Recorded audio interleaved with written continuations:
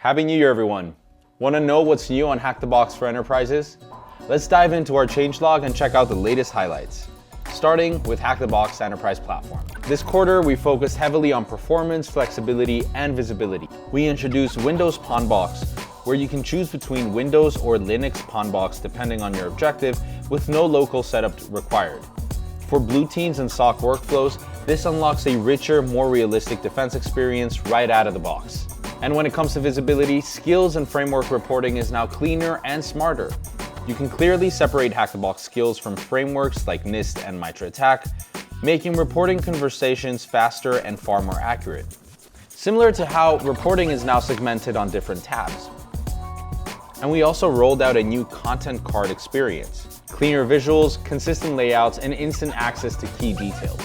So you can understand and manage training content without jumping between pages. And let's not forget all the work that happens in the back end. We've fully migrated Cloud Labs to a modern backend. That means quicker environment resets, stronger stability, and a solid foundation for more Cloud Lab scenarios in the future. Now let's jump into content. Q4 has been massive for Academy for Business, especially in the Wi-Fi pen testing, defensive, and AI security fronts. First, we expanded our defensive portfolio with 9 Let's Defend courses, fully integrated now into Hack the Box Academy. If you want to learn more about the latest acquisition of Let's Defend by Hack the Box, check out the link in the description.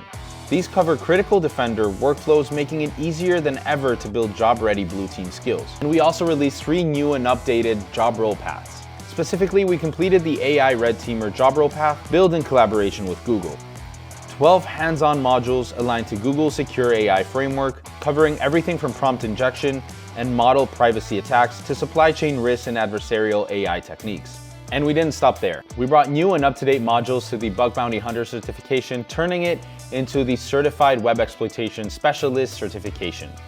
And finally, we released the Wi-Fi Penetration Tester path, built for professionals and aspiring security practitioners ready to master the art of assessing and securing corporate wireless networks. Now let's take a look at all the hands-on scenarios we released. We continued expanding hands-on practice, releasing 58 new offensive and defensive scenarios, including a new Quantum Challenge category, and multiple CVE-based scenarios such as Mango Bleed, the latest CVE Sherlock released just 2 days after Mongo Bleed's disclosure.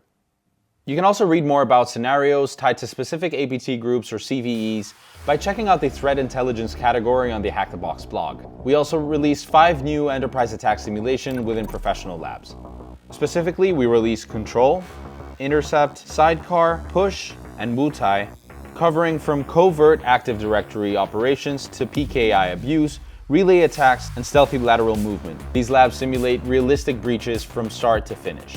Now jumping onto the Capture the Flag platform, this is where we saw some of the biggest updates yet.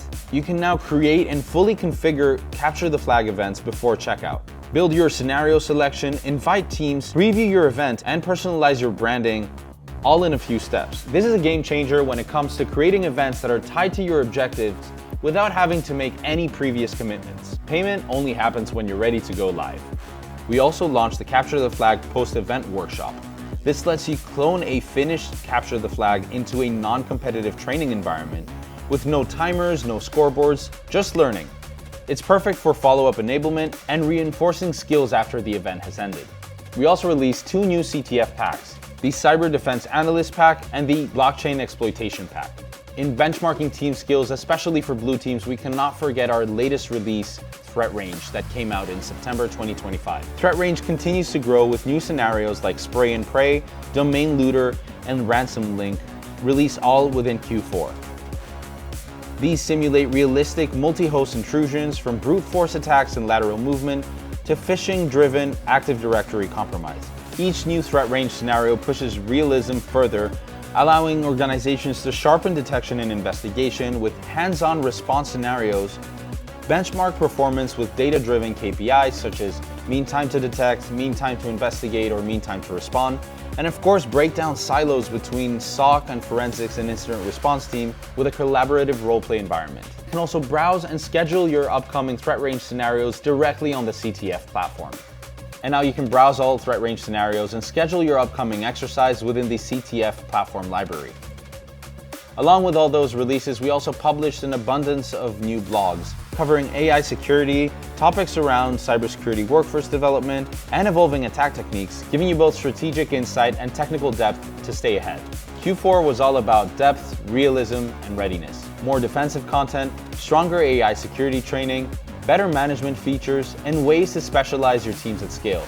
And this is just the beginning. Let's see what 2026 has to bring. Thanks again for watching.